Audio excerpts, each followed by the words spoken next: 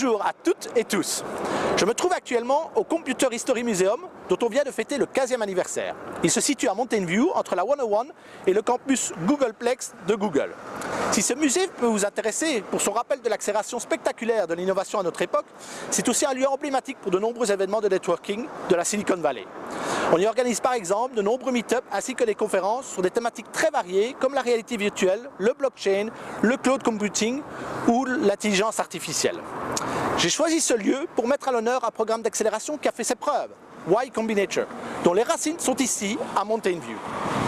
C'est ici même qu'avaient lieu les Demo Days de YC chaque semestre avant leur transfert au Pier 48 à San Francisco.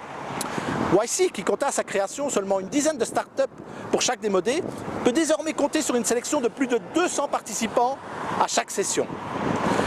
Ils permettent d'assurer la relève d'Airbnb, DoorDash, Coinbase, Reddit, Stripe, Instacart, Dropbox ou encore HelloSign ou GitLab, qui sont tous des alumni du programme. Plus de 2000 startups y ont déjà participé et elles représentent une valorisation totale de plus de 300 milliards de dollars. Parmi elles figure Upcall, cofondé par Samuel Devyver et que j'ai le plaisir d'accueillir maintenant pour partager avec nous son expérience du programme YC.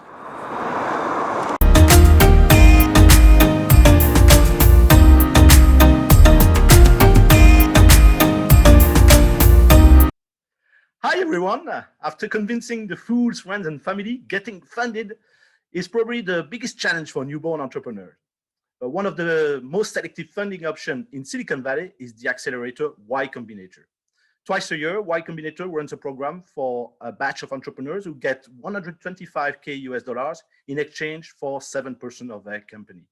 These terms are defined in a SAFE, which is the acronym for Simple Agreement for Future Equity, which is basically a promissory note defined by YC. And YCombinator is notoriously hard to get into. So it's really my pleasure to welcome a successful applicant, Samuel Devyver, co-founder of Upcall. He, together with his brother, Michael, successfully applied to YC for their winter batch of 2017. So Sam, welcome to Connecting Brussels with Silicon Valley. Hi, everyone. Hi. Good to meet you. Yeah, very nice to have you today. Before we delve into your experience with YC, could you tell us a little bit more about your background, your profile, and your experience? Because if I recall correctly, you've been an entrepreneur in Belgium before you're moving to Silicon Valley. Yes, that's true. So I've been working internet for over 12 years now. So I created 2 startups in Belgium. The first was like more like an online directory to find service providers, so like plumbers, gardeners, like English teachers, and so that was called Skill2. And then that was like in 2008. So yeah, that's a long time ago already, and internet was totally different. And then I created PromoCity, which was a kind of a Groupon daily deal competitor in Belgium, which was very successful. We had like, I think over like 500,000 subscribers, and we were like #1 in Brussels. We were also like in Flanders and Wallonia, but really like Brussels was our main kind of center of activity. And now we actually, I launched Upcall now 4 years ago, and I moved to the US for that.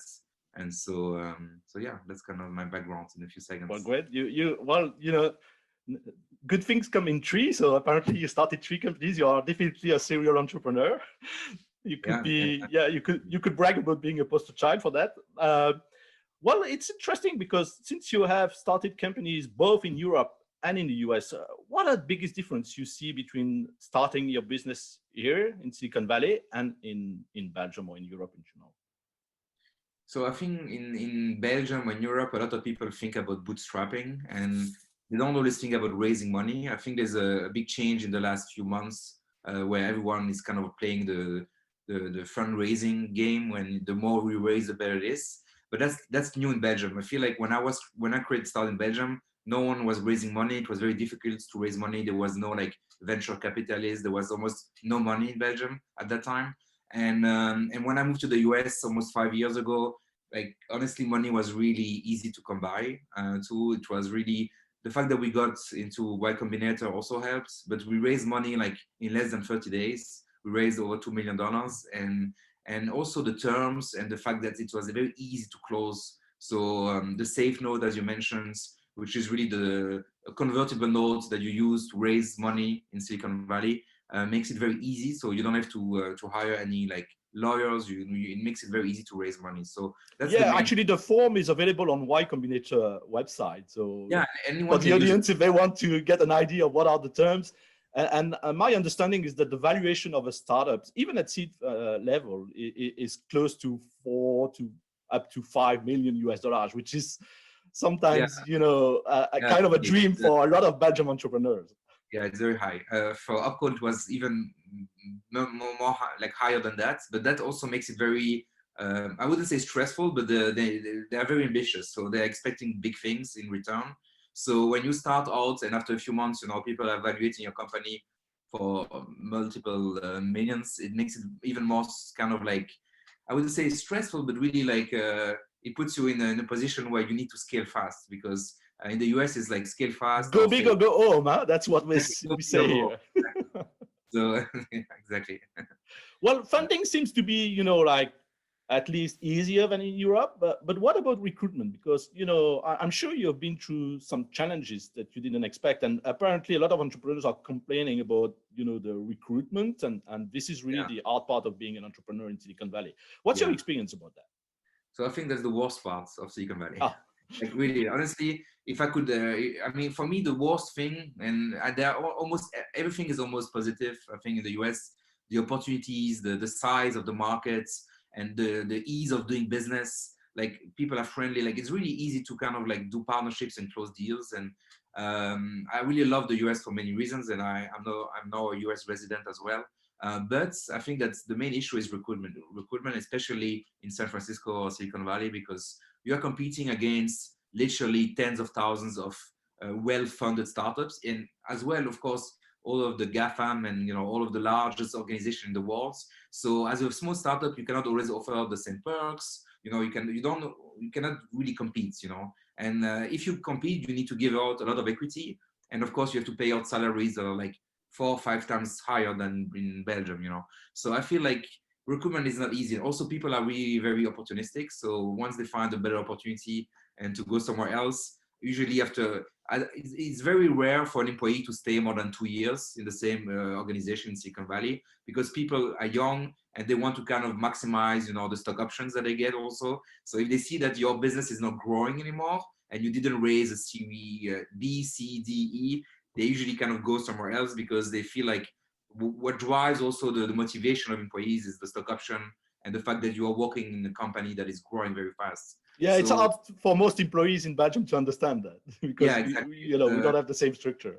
Yeah, there's a lot of pressure to succeed. That's for sure. That's but that's also, it's a double-edged sword. It's also great to know that, you know, you can create $1 billion organization. Now, a unicorn a few years ago was like very rare. Now I hear like almost every day a new unicorn. So I feel like there's a lot of opportunities here. Yeah, and I must admit, when I was preparing our interview, I saw the number of companies who you could consider as being unicorn and who went to YC. It's kind of impressive. Huh? Airbnb was there, DoorDash, Stripe, Coinbase, Reddit. We talk a lot about these guys nowadays.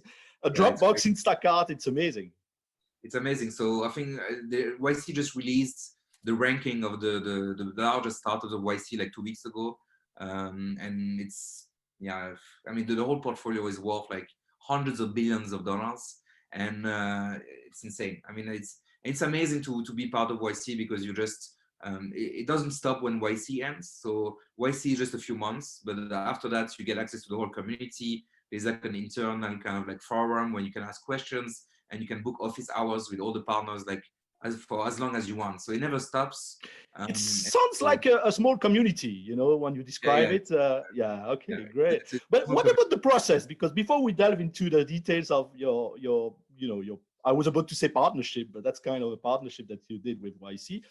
What was the initial process? I mean, did you know anybody at YC? So I didn't know anyone at YC. No. We just applied. I was still working in Belgium. And so we had this idea of Upcall, which was still an idea, and we started working on it. But then the thing is that we realized, okay, let's just apply to YC. I think we saw online that there was the deadline coming. So we said, okay, let's apply. And at the time, YC had like a small program called YC Fellowship. And so we applied to that, we got in. And then after the fellowship, they told us, hey, why don't you apply to the other YC, like the normal YC? And so we applied, and so we got in twice. So we kind of almost did 2 YC programs. And but we didn't know anyone, and I didn't know anyone in the US. My brother used to just to make sure that I understood you well, you actually apply online, right? Yeah, filling crazy. the form, because it's very unusual. Like a lot of people are, are claiming that in order to be funded in Silicon Valley, you need to be part of a club, you need to know people. It's warm introduction. Well, when it comes to YC, it seems that they basically fund totally strangers, right? Yeah, I think that, I mean, they found like people that have big ideas, and they always say that they invest in the team. So they don't care. I mean, they look at the idea, but for them, what's most important is the team. So when you apply, you need to kind of record like a video of yourself, of your team, and you need to present yourself. And this is kind of like most of the application is like you and your co-founders kind of talking to the camera and kind of mentioning what. So basically, you pitch. How long is the pitch?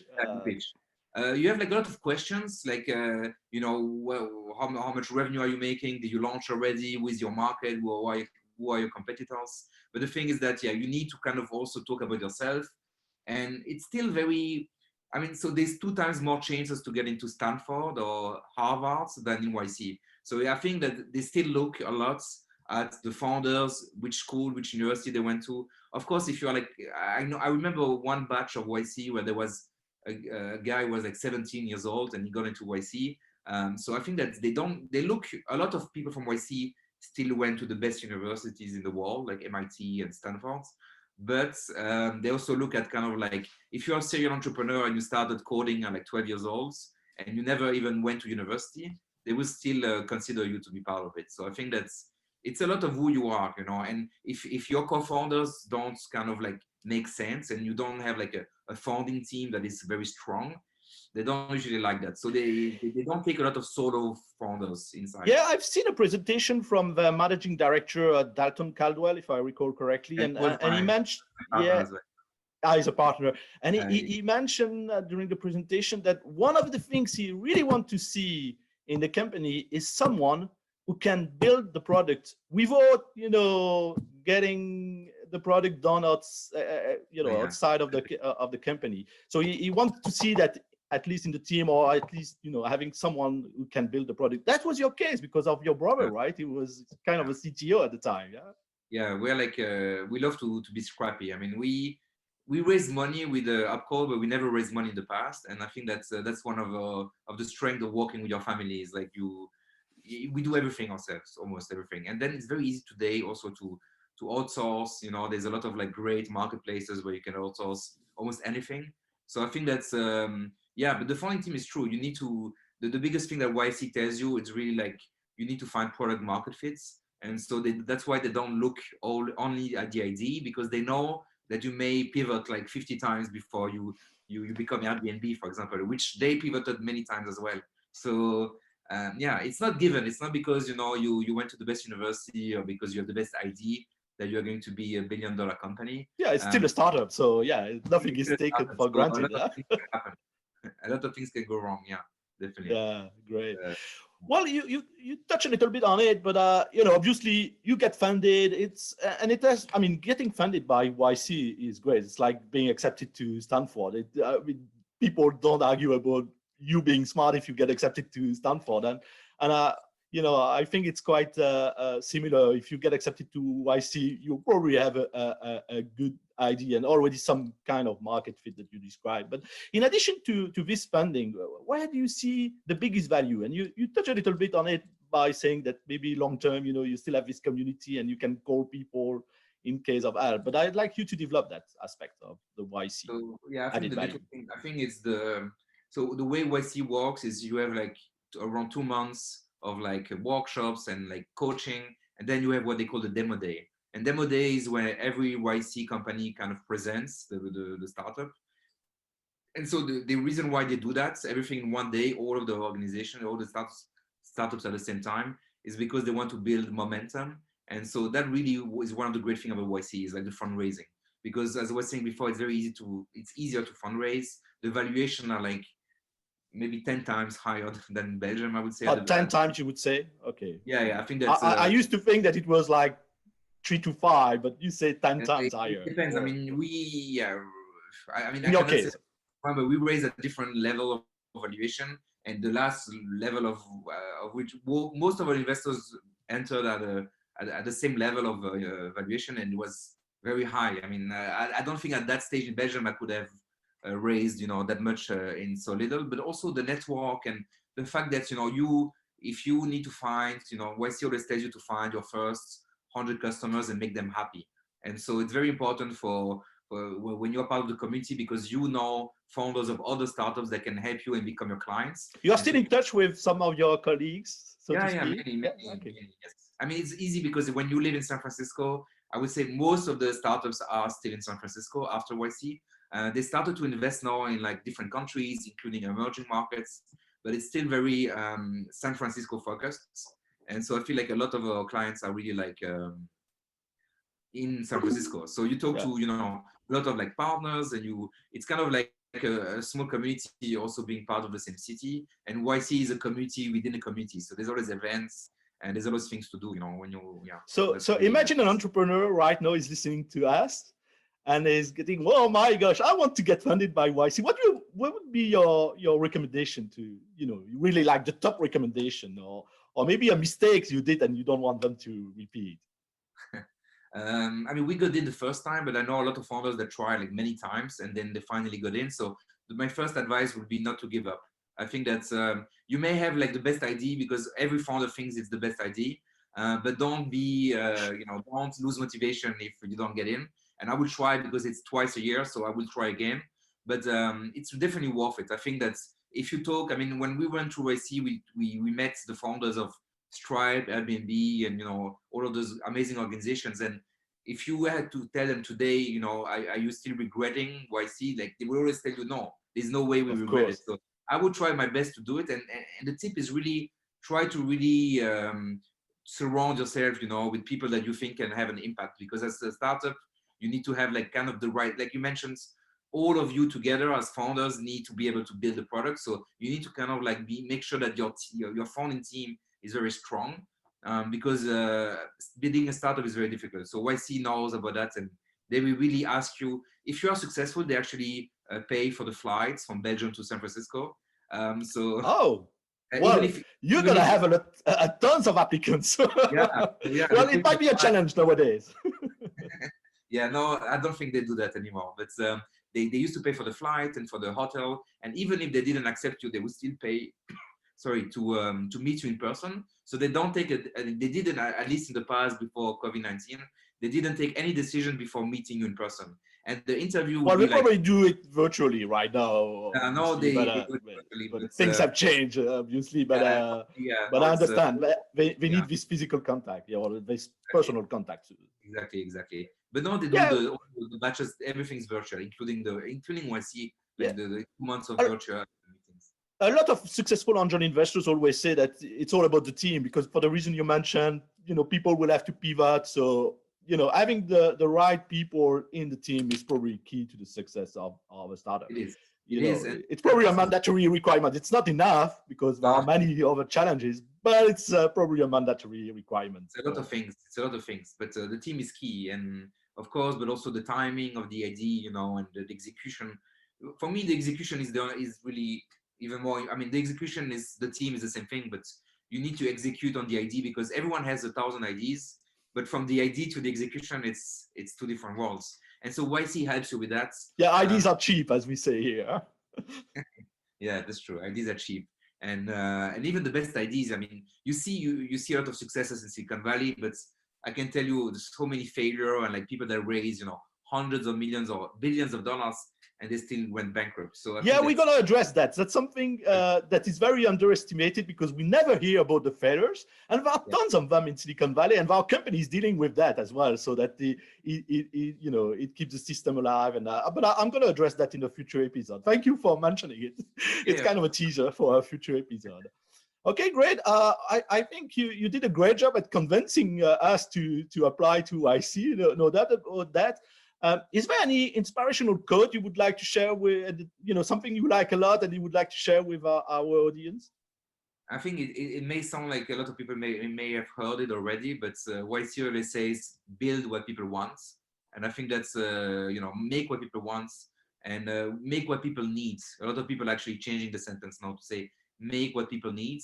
And I think that's really still important nowadays. I think like, even when you come with a new feature, new idea, you always think it's the best, but you need to build something that you feel like there's a need for it. And so I think that's still, that applies, if you're not. Maybe people have heard it before, but I think it's worth repeating it. It's certainly a very important aspect to consider when you build products. Yeah. At the end of the day, somebody has to use it or to buy it. Okay, great, Sam. Thank you. It was really fun having you today in our CBSV third episode already. Thanks again for sharing your insight and experience and for helping us connect Brussels with Silicon Valley. Thank you. Thank you, Eric. Have a good day. Bye-bye. Bye. Nous sommes de retour à San Francisco, au Pier 48, qui est le lieu actuel des Demo Days, en tout cas avant la pandémie.